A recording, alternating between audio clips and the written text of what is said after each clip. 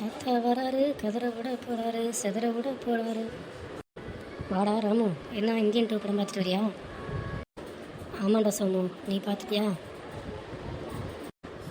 இல்லைடா, இன்னும் பார்க்கல, இனிமேல் தான் போய் பார்க்கணும். அப்போ நான் படத்தோடைய ஸ்டோரியை சொல்கிறேன், எதுவும் ஸ்பாயிலர் இல்லாமல் உனக்கு பிடிச்சிருந்தா போய் பாரு, ஓகேவா? ஓகேடா, சொல்லு. சித்தார்த்து, பிரியா, பவானி சங்கர் அவங்க சேர்ந்து அவங்க நண்பர்கள் குழு எல்லாம் சேர்ந்து பார்க்கிங் பாக்ஸ்னு ஒரு யூடியூப் சேனல் வச்சு நடத்திட்டு வராங்க. அதில் வந்து பார்த்தீங்கன்னா சமூகத்தில் நடக்கிற ஊழல், அநியாயம் அதை பற்றி வீடியோ எடுத்து போட்டுக்கிட்டு இருக்கிறாங்க. இவங்க வீடியோ எடுத்து போட்டு சில பல வேலைகள் செய்ய அது அவங்களுக்கே பின்னாடி பிரச்சனையாக வர இவங்க என்ன முடிவு எடுக்கிறாங்கன்னா, இதெல்லாம் நம்மளால தட்டி கேட்க முடியாது, இதுக்குன்னு ஒருத்தர் இருந்தார், அவர் கண்டிப்பாக வரணும் அப்படின்னு சொல்லி ட்விட்டரில் கம்பேக் இந்தியன்னு சொல்லி ஹேஷ்டாக் பண்ணுறாங்க. அப்போ தான் நம்ம இந்தியன் தாத்தாவை தேடுறாங்க. இந்தியன் தாத்தாவை தேடும்போது தான் நம்ம இந்தியன் தாத்தா தைவானில் வர்மக்கலை பயிற்சி வச்சு நடத்திட்டு வர்றாரு.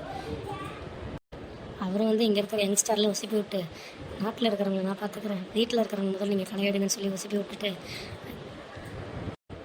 அதுக்கு பின்னால் நடக்கக்கூடிய சம்பவங்கள் தான் இந்த இந்தியன் டூ படத்தோட கதையே. ஆனால் இந்த இந்தியன் டூ படத்தில் என்னென்னா வர்மக்கலையை கொஞ்சம் விவரித்து சொல்லியிருக்காங்க.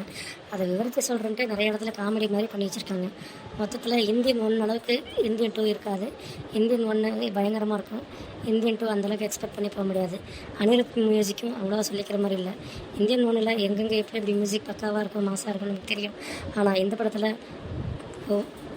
கம்பேக் இந்தியன் பாட்டை தவிர வேறு எதுவுமே, கம்பேக் இந்தியன் தாத்தா வர பாட்டை தவிர வேறு எந்த இதுவுமே சரியில்லை. அப்போ நம்ம தலைவர் எஸ்.ஜே. சூர்யா என்ன பண்ணுறாரு இந்த படத்தில்? அவர் சில பல சீனே வந்தாலும் பெருசாக இருக்குது இந்த படத்தில் ஸ்கோப் இல்லை. படத்துடைய ப்ளஸ்ன்னு பார்த்தா கமல்ஹாசன் நடிப்பு, படத்துடைய மைனஸ்ன்னு பார்த்தா திரைக்கதை. இதில் தேர்ட் பார்ட்டுக்கு லீடு வேறு கொடுத்துருக்குறாங்க, கொஞ்சம் ட்ரைலர் மாதிரி. எனக்கு இன்னமும் எஸ்.ஜே. சூர்யா தான் தேர்ட் பார்ட்டில் வில்லனாக வருவார்னு நினைக்கிறேன். ஆக மொத்தம் முதல் பாகம் அளவுக்கு 2ஆம் பாகம் இல்லைன்னு சொல்கிறேன். முதல் பாகத்தினுடைய 50% 2ஆம் பாகம் இல்லை. அப்போ உண்மையாலுமே தாத்தா நம்மளை கதற விட்டுட்டாரு. ஆமாண்டா சோமு, தாத்தா நம்மளை நல்லா கதற விட்டுட்டாரு.